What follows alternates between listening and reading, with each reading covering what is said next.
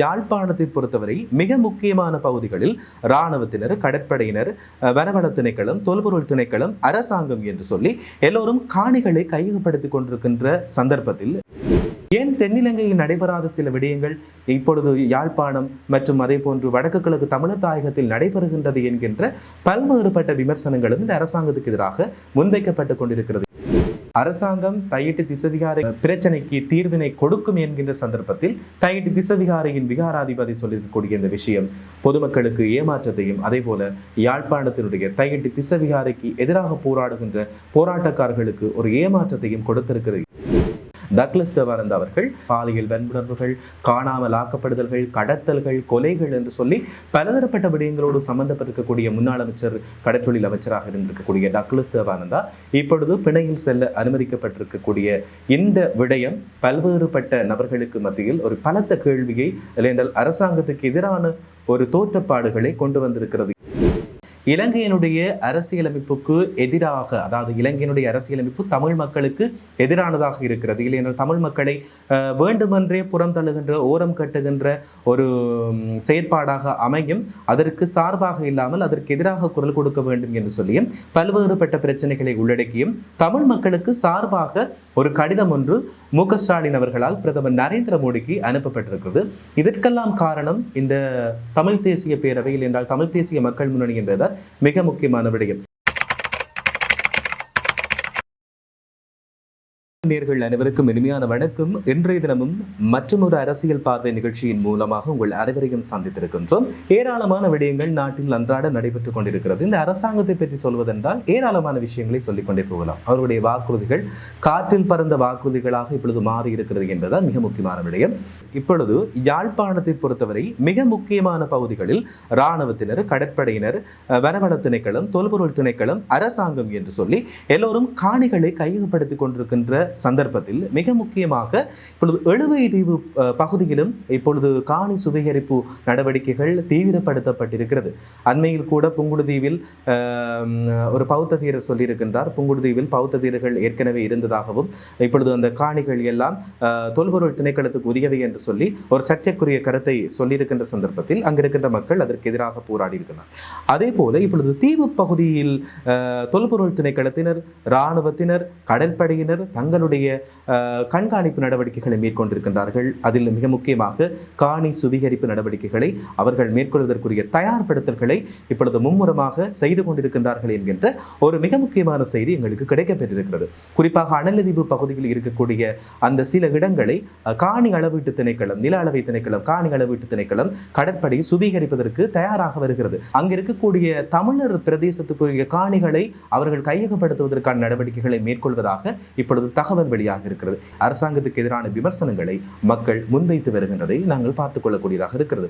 எனவே காணிகளை விடுவிக்கின்றோம் என்று பொய் வாக்குறுதிகளை கூறிக்கொள்ளுகின்ற இந்த அரசாங்கம் காணிகளை கையகப்படுத்துகிறது. ஏன் தென்னிலங்கையில் நடைபெறாத சில விடயங்கள் இப்பொழுது யாழ்ப்பாணம் மற்றும் அதே போன்று வடக்கு கிழக்கு தமிழர் தாயகத்தில் நடைபெறுகின்றது என்கின்ற பல்வேறுபட்ட விமர்சனங்களும் இந்த அரசாங்கத்துக்கு எதிராக முன்வைக்கப்பட்டுக் கொண்டிருக்கிறது என்பது மிக முக்கியமான விடயம். இதெல்லாம் அரசாங்கம் விடக்கூடிய தவறுகள். இதை தட்டி கேட்க போகின்ற பொழுது அங்கே அவர்கள் குற்றவாளியாக மாறக்கூடிய சந்தர்ப்பம் இருக்கிறது. ஊழல் மோசடிகளில் ஈடுபட்டிருக்கக்கூடிய ஏராளமான முன்னாள் அமைச்சர்கள், முன்னாள் பாராளுமன்ற உறுப்பினர்கள், அரசியல் பிரபலங்கள் இப்பொழுது கைது செய்யப்பட்டு கொண்டிருக்கின்றார்கள்.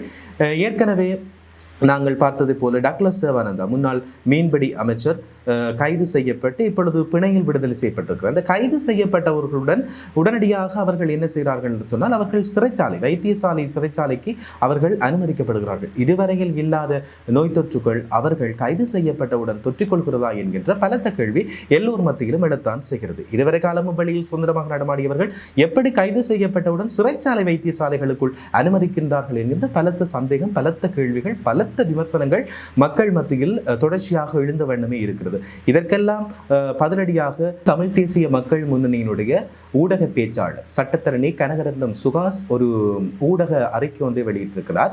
என்ன விடயம் என்று சொன்னால், பல்வேறுபட்ட குற்றச்செயல்களோடு தொடர்பு பட்டிருக்கக்கூடிய முன்னாள் அமைச்சர், கடற்றொழில் அமைச்சராக இருந்தவர் டக்ளஸ் தேவானந்தா அவர்கள் பாலியல் வன்புணர்வுகள், காணாமல் ஆக்கப்படுதல்கள், கடத்தல்கள், கொலைகள் என்று சொல்லி பலதரப்பட்ட விடயங்களோடு சம்பந்தப்பட்டிருக்கக்கூடிய முன்னாள் அமைச்சர், கடற்றொழில் அமைச்சராக இருந்திருக்கக்கூடிய டக்ளஸ் தேவானந்தா இப்பொழுது பிணையில் செல்ல அனுமதிக்கப்பட்டிருக்கக்கூடிய இந்த விடயம் பல்வேறுபட்ட நபர்களுக்கு மத்தியில் ஒரு பலத்த கேள்வியை, இல்லையென்றால் அரசாங்கத்துக்கு எதிரான ஒரு தோற்றப்பாடுகளை கொண்டு வந்திருக்கிறது என்பதுதான் மிக முக்கியமான விடயமாக இருக்கிறது.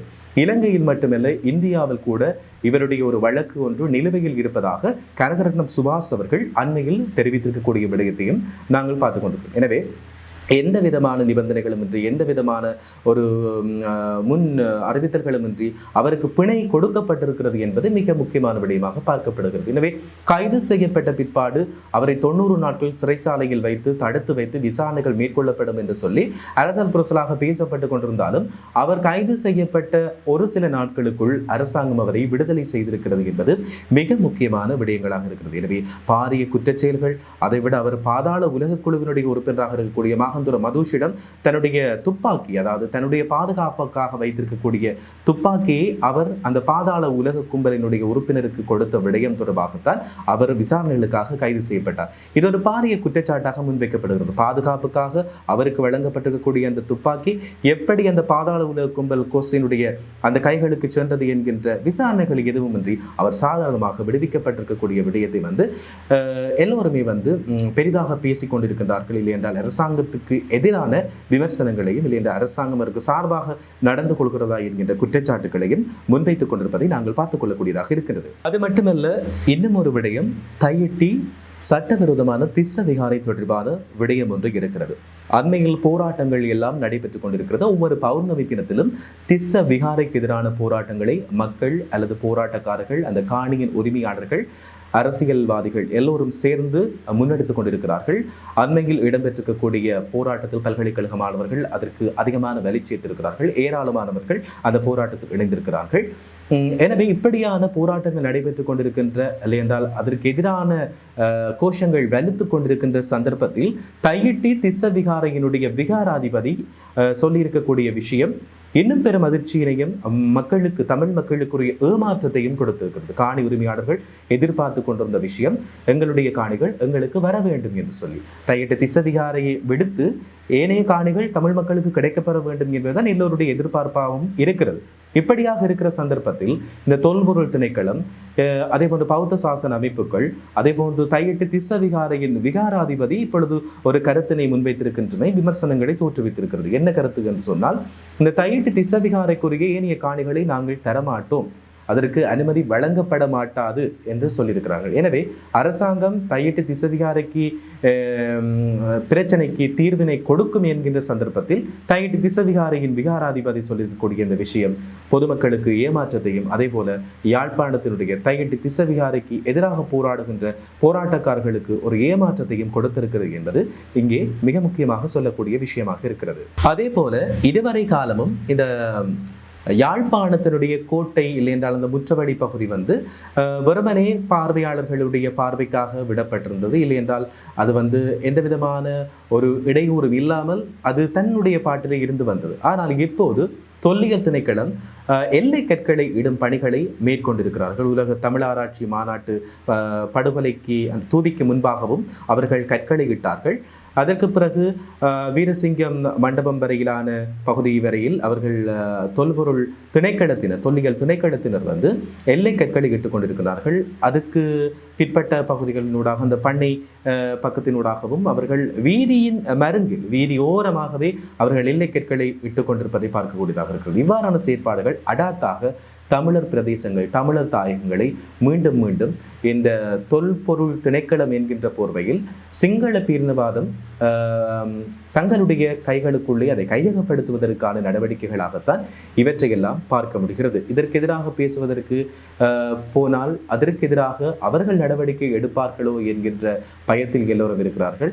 தையிட்டி திஸ்ஸ விகாரை போன்று இதுவும் ஒரு காலத்தில் கைப்பற்றப்படலாம், இல்லையென்றால் சிங்கள பேரினவாதிகளின் கைகளுக்கு எங்களுடைய தமிழர் பிரதேசங்கள் சென்று சேரக்கூடிய வாய்ப்புகளை அதிகமாக கொண்டு வரக்கூடிய செயற்பாடுகளாகத்தான் இது இருக்கிறது. அது மட்டுமல்ல, இந்த தொல்லியல் திணைக்களம் நட்ட அந்த எல்லை கற்கள் பெரும் ஆபத்தை தோற்றுவிக்கக்கூடியதாக இருக்கிறது, பெரும் ஆபத்தை தரக்கூடிய ஒரு செயற்பாடாக இருக்கிறது.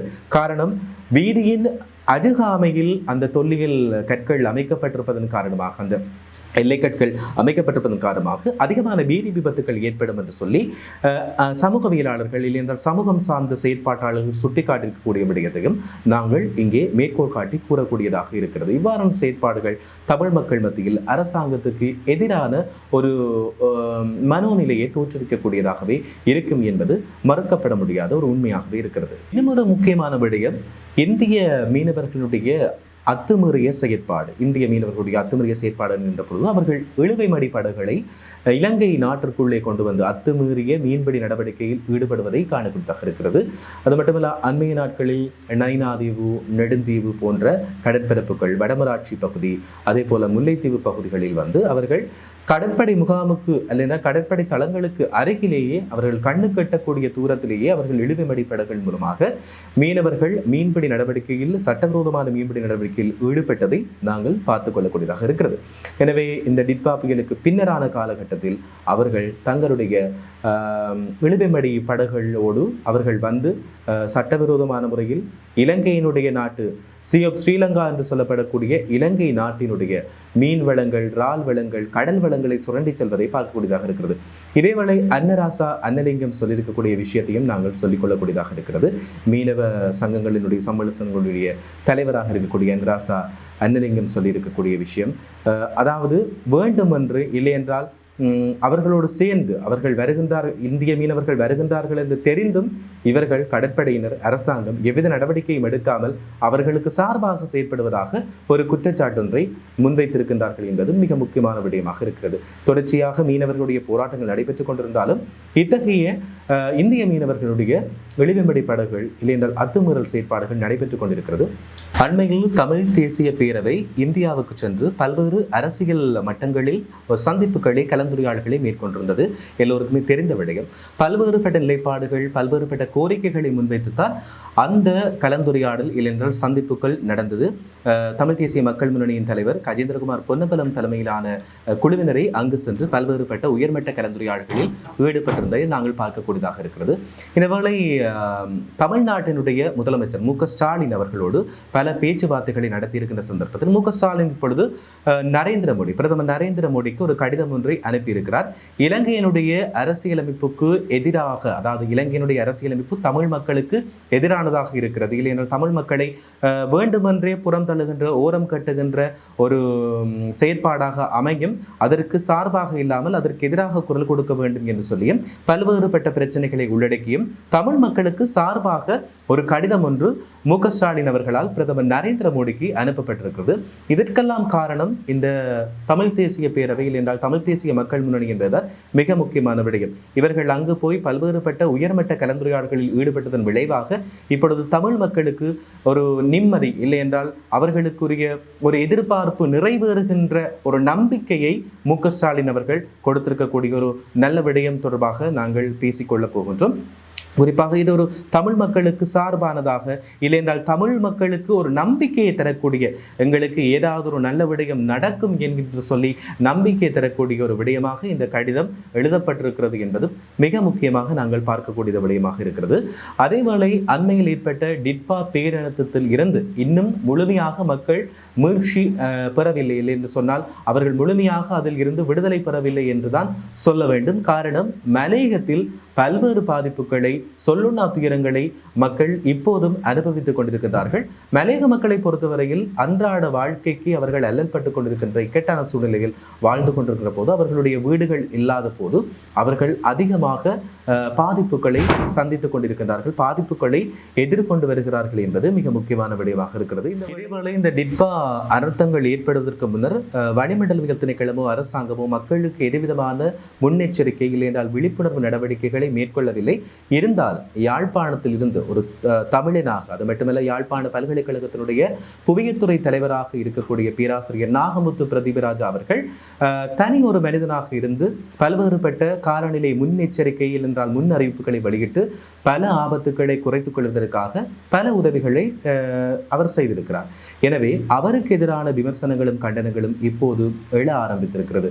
இலங்கை அரசாங்கத்தை விடுத்து அவர் தனி ஒரு மனிதனாக இந்த முன்னெச்சரிக்கை நடவடிக்கைகள் தொடர்பாக அவர் கூறியிருக்கிறார் என்கின்ற ஒரு எதிரான கருத்து பிரச்சாரம் ஒன்று சமூகத்தில், சமூக ஊடகங்களில், சமூக வலைத்தளங்களில் பரவலாக பேசப்பட்டு கொண்டிருக்கிறது. இந்த வேளை அவர் சொல்லியிருக்கக்கூடிய விஷயம், நான் ஒரு தனி மனிதனாக மக்களுடைய பாதுகாப்பில் கருத்தாயிருந்து அவர்கள் பாதிக்கப்படக்கூடாது, அவர்கள் இந்த இயற்கை அனர்த்தங்களிலிருந்து அவர்கள் தற்காத்து கொள்ள வேண்டும் என்கின்ற ஒரு சமூக நலன் சார்ந்த அடிப்படையில் தான் நிவாரண செயற்பாடுகளை மேற்கொண்டேன். இருந்தாலும் வேண்டுமென்றே ஏதோ ஒரு அமைப்பினரால் தெரிந்தே எனக்கு சேறு பூசு நடவடிக்கைகள் இல்லையென்றால் என்னுடைய இந்த பணிக்கு எதிரான கருத்துக்கள் முன்வைக்கப்பட்டு கொண்டிருக்கிறது, இதையெல்லாம் நான் சாதாரணமாக கடந்து வருவேன் என்று சொல்லியிருக்கின்றார். எனவே வேண்டுமென்றே ஒரு வளர்ந்து வரக்கூடிய ஒரு வானிலை அவதானிப்பாளர் என்கின்ற வகையில், இல்லையென்றால் வளர்ந்து வரக்கூடிய ஒரு தமிழர் என்கின்ற வகையில் அவருக்கு வேண்டுமென்றே அவருக்கு எதிரான சேறு பூசல்கள் சமூகத்தில் தொடர்ந்து கொண்டிருக்கிறது என்பதும் ஒரு திட்டமிட்ட குழுவினரால் இந்த சதி நடவடிக்கைகள் தொடர்ச்சியாக முன்னெடுக்கப்பட்டு வருகிறது. காய்க்கின்ற மரத்துக்கு தானே கல்லறி விழும். இருந்தாலும் இவற்றையெல்லாம் கடந்து நான் மக்களுடைய பாதுகாப்பில் எப்போதும் என்னுடைய கவனத்தை செலுத்துகிறேன் என்று சொல்லி அவர் சொல்லியிருக்கக்கூடிய விடயத்தையும் நாங்கள் இறுதியாக பார்த்து கொண்டு என்றும் பல்வேறுபட்ட அரசியல் சார்ந்த சில விடயங்களை உங்களோடு பகிர்ந்து கொண்டிருந்தேன். எனவே மீண்டும் மற்றொரு அரசியல் பார்வை நிகழ்ச்சியினூடாக உங்கள் அனைவரையும் சந்திக்கும் வரை உங்களிடமிருந்து விடைபெற்றுக் கொள்ளும் நான் என்றும் உங்கள் அன்பின் தயார். வணக்கம்.